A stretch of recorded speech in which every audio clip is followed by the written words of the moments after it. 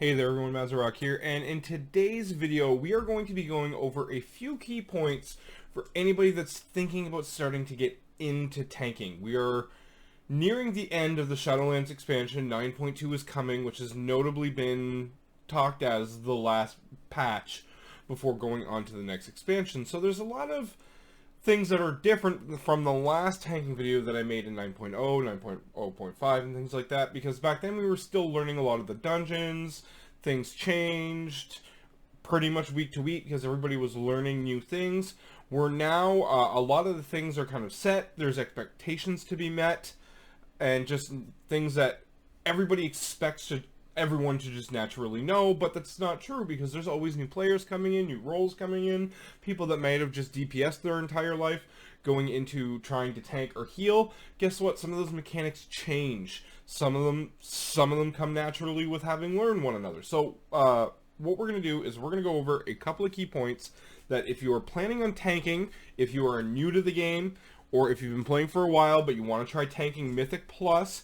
Some of these will all obviously go with Raid, but with Raid you have a much bigger support system where Mythic Plus is your small 5-man, and this goes especially true with pugging. And the reason why I'm making this video is I've been playing a little bit more DPS classes. I've been playing my Rogue lately, I've been playing my Warlock, and my goodness, are there ever some bad tanks. And I don't mean as in just capabilities, I mean in attitude, in just general self-demeanor, and things like that. So I'm going to go over a few tips to have a great pugging experience as a tank with the other 4 members of your group, as well as, you know, just generally good advice that everybody should learn when going into a Mythic Plus run. Number 1, if you are a new tank, use your defensives. I see a lot of tanks make this mistake, and DPS make the same mistake but in a different way. Holding cooldowns. They do it too often, where I might need it for the next pack. Oh, I might need it for the next pack, but it's always the next pack, and suddenly you're at the boss, and you could have actually used your cooldowns 2, 3, 4, or 5 times between the bosses and really helped you run along. It's almost better to overuse some of your cooldowns when you're learning, because what's going to happen is there's going to be certain mobs where you're going to find out very quickly you want a cooldown for that one as you're beginning to progress higher key levels. So there are certain things where certain dungeons where I as a tank go in, I know my big defensive cooldowns are being saved for X pack, Y pack, and this pack as well. This is where I need them, so I can use my smaller ones here. And by having practiced and learned the dungeons through this experience, I've learned where I want my cooldowns. But the best way to know when, it's weird, the best way to know when you want them is to not have them, because you're like, oh crap, this would have been really, really nice to have here. But at the same time, you're just gonna generally make your run go a lot smoother if you use more cooldowns. And learn when to use them. Number 2. Whether you want it or not, as a tank, you also take on a leadership role within the party itself. Whether they give you party lead or not when you join as a pug, you are expected to know certain things. You are expected to kind of keep things together. Sometimes DPS will start yelling at one another, being like, oh, it's his fault for this, it's his fault for that. You as a tank can set the tone and start blaming everyone else and be like, no, you're a dick, stop this, or blah, blah, blah. And make things worse, or just be like, hey guys, mistakes happen. Okay? Nobody plays perfectly. If you watch the MDI or the Great Push, even the best make mistakes. And that's because we're human beings playing a game. So you can really set that tone of positivity within the leadership role that you have and just be like, alright guys, let's go. Let's just keep on cruising, because the more that we fight, the less good that we're going to do. And the worse this run gets, where if we just stay positive and, you know, help one another, whatever, mistakes were made. Who cares who did them? Let's go. That was last poll. There's more polls coming. Let's see who can do top DPS.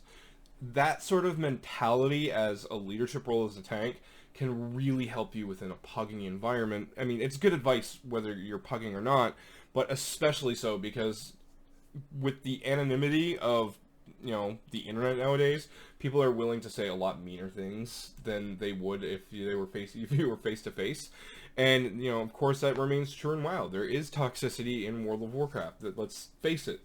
There's nothing that, I'm not saying any new revelation there, but you can really choose to set the tone and the pace and the general attitude of the key as you go along. There are some where I have regrets. I have been mean to certain people. Okay, and after looking, and I was mad at this healer or this DPS or whatever, and looking back, I was like, I wish I could take that back. I wish I could take that back, because why? What's the point? Maybe he didn't know, maybe this or that. Like, you know, there's a billion different things that can happen.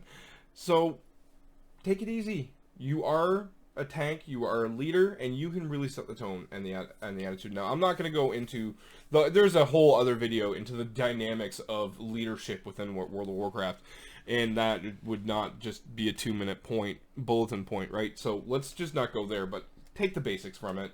Understand that, you know, what I said, you take on that leadership role. Number 3, know your routes. Okay, this is one thing that this scared a lot of tanks in 9.0 because of Prideful, and I've seen a lot more people willing to tank in 9.1 because Prideful's gone and you don't need those 20% thresholds to come out perfectly, or else, like, your whole run is kind of troublesome. So, download Mythic Dungeon Tools. Plan your route. You can share it with people. There are some routes where everyone just has a general expectation, right? Like, you go in and Mist of Tyrna Scythe. You know, you go in, you pull the first 2, you go through, you skip the first pack. I don't even really need to show you on the screen, and you already know what I'm talking about. Because that's just how it's run. If you want to do different things between how it's just run, communicate that with everyone. You can share your route. You can draw on the route. And what I like to do as well, especially in dungeons where the routing is not always simplified, the other side is one where I will always ask, after the first pull, are we going left directly into Ardenwald? Are we going to go right and do Ring Around the Rosy, get all of the tormented powers, and then go to Ardenwald and take down the first boss?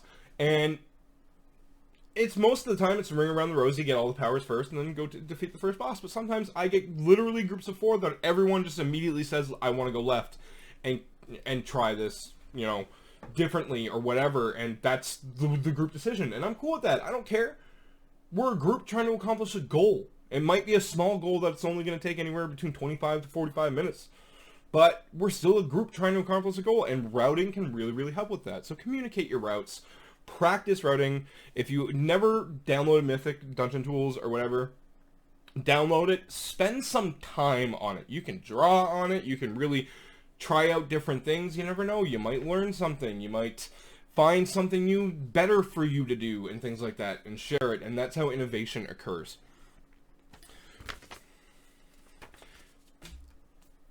And lastly, communicate. If you're about to do a big pull, communicate that. Your healer needs to know. Sometimes they will straight up tell you, no, don't do it. I don't have the cooldowns for this. And that's good to know. Or, you know, there are add-ons that you can also get that will let you know when your DPS have their big cooldowns and things like that. This also goes into routing for the communicate, you know, because obviously the two are kind of hand in hand. But you can also be like, hey, this is what needs to happen here, here, and here. I need, especially depending on your tank, there are certain tanks that need certain things kicked more than others. Because, let's say, magic damage is your weakness. And maybe on the more popular tanks, or the more popular tank, this one ability doesn't bother them as much, but for you it does, and you need help with it. It's okay to externalize certain things. Ask for prio kicks and things like that, and, you know, really work with your team to be like, hey, this is what we need to do to be as successful as possible, and really just murder everything in front of us and have a good time. So we're going to go through that. We're going to go through those quick bulletin points again. Number 1, use your defensives. Please, my goodness, so many tanks I see never use defensives and get to like 10% and then be like, oh, I'm going to pop my big thing.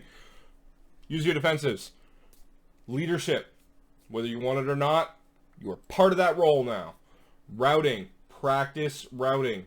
communicate that routing. And number 4, obviously, communicate. Communicate, be open, be honest, be positive. We're all a group of people who will just want to have fun playing a game. We can just not be dicks and have a good time. And there's no blame game if you communicate everything effectively, because, hey, you should have known. Hey, we should have kicked this. Whatever, it happened.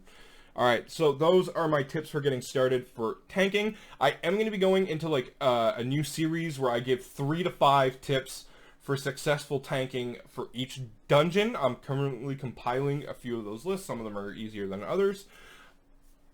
And most of those are going to be getting from 0 to 15s.